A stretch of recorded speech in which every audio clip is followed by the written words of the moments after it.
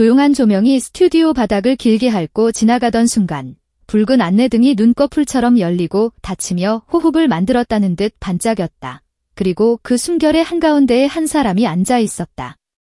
수년 동안 무대 뒤에서 아들의 컨디션을 살피고 출연자 대기실 문을 조용히 닫아주며 앵콜의 여운이 채 가시기도 전에 스태프들에게 허리를 굽혀 인사하던 바로 그 사람, 남승민의 어머니였다. 오늘만큼은 조명의 정면에 선 그가 주인공이었다. 사회자의 첫 멘트가 물결처럼 잔잔히 번져나가다가 갑자기 돌처럼 방향을 틀며 질문의 각도를 세웠다.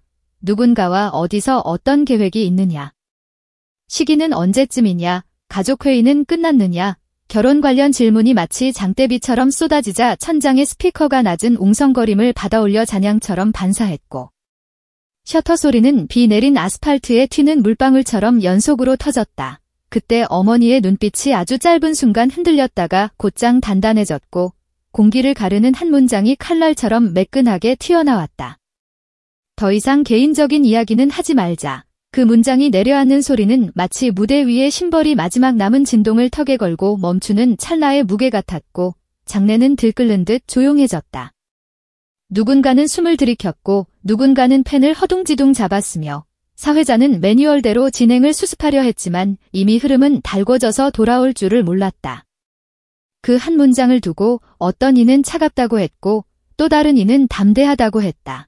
그러나 어머니의 목소리를 오래 기억하는 사람들은 그 건조한 문장 뒤편에 축적된 계절을 떠올릴 수 있었다.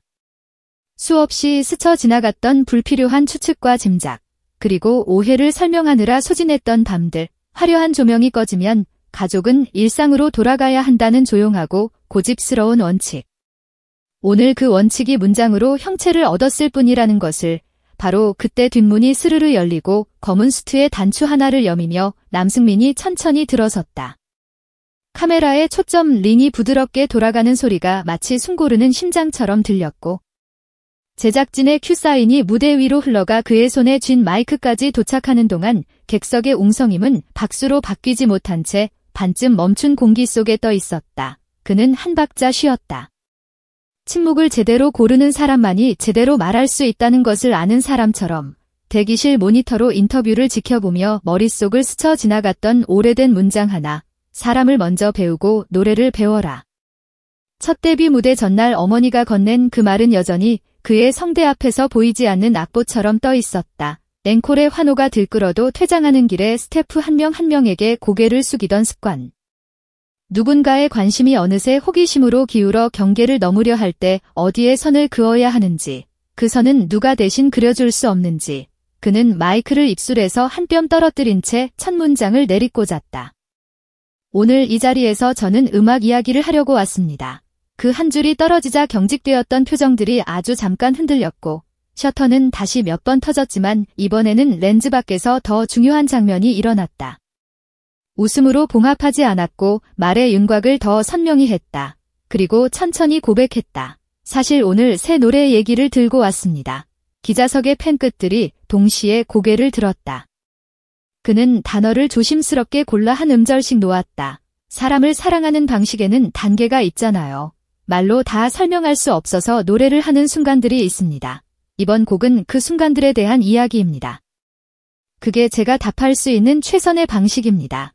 돌직구 대신 메타포, 기교 대신 진심, 궁금증을 태워버리는 불길이 아니라 오래 따뜻하게 데우는 난로 같은 문장들.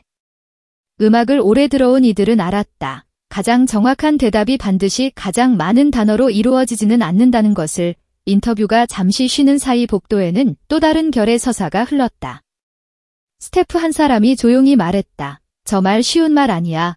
어머니는 물컵을 반쯤 비우고 자리에서 일어났고 누군가 다가와 사과처럼 둥근 질문을 내밀었다. 혹시 아드님에게 직접 물어봐도 될까요? 어머니는 미소를 지었다. 오늘의 문장을 거두지 않는 미소. 무대에서 물어보세요. 거기가 아이가 가장 솔직한 자리니까요. 그 말은 기자를 향한 것이면서 동시에 팬들을 향한 안내문이었다. 무대 위에서 남승민은 디테일을 놓치지 않는 사람. 박수의 파도가 잦아들 때 마지막 열의 불빛까지 눈인사로 배웅하는 사람. 노랫말의 쉼표 사이로 관객의 숨이 드나들 수 있도록 음절을 깎아내는 사람. 그에게 약속은 앙코르 때 던지는 미사여구가 아니라 호흡으로 남는 선율이었다. 저녁이 되자 촬영장은 해체되기 시작했고 그는 리허설룸으로 향했다. 문이 닫히자 기타의 첫 코드가 방 안의 소음을 정리했고 그는 오늘의 소동을 악보한 귀퉁이에 작게 적었다. 세상의 질문은 결국 나에게 돌아온다. 어떤 이는 그를 전략가라고 불렀고 어떤 이는 시인이라 불렀지만 그는 그 어떤 이름보다 노동자라는 명칭에 가깝다고 믿었다. 타인의 하루에 무리 없이 걸어 들어갈 수 있는 문장을 고르는 사람.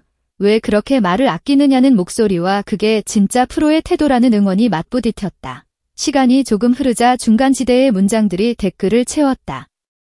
알아버렸다. 그때 필요한 건 정답이 아니라 선이라는 것을.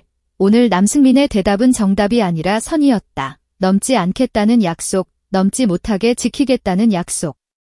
그리고 그 약속이 결국 노래의 품격을 만든다는 사실을 그는 알고 있었다. 며칠 뒤 팬사인회에서 스테이지 옆 작은 메시지 보드에 한 줄 문장이 적혔다. 오늘의 질문은 음악으로. 팬들은 환하게 웃었고 조용히 고개를 끄덕였다. 누군가가 물었다.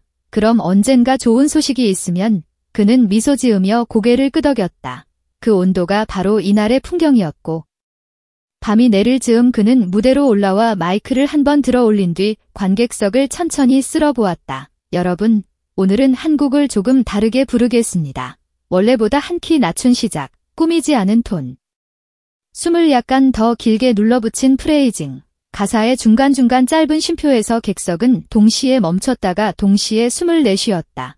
가창은 기술이었지만 전달은 태도였고 태도는 결국 사람의 이야기였고 그 사람의 이야기에는 언제나 가족이 있었다. 한 곡, 두 곡. 시간이 흐르자 조명이 작게 흔들리며 무대 위에 야른 금을 그었고 그 금은 관객의 가슴 속에서도 복제되어 반짝였다. 그가 마지막 노래를 끝내고 고개를 숙이는 순간 누군가의 질문으로 시작된 오늘이 결국 그의 노래로 수렴되어 닫히는 것을 모두가 알아차렸다. 그는 짧게 인사했다.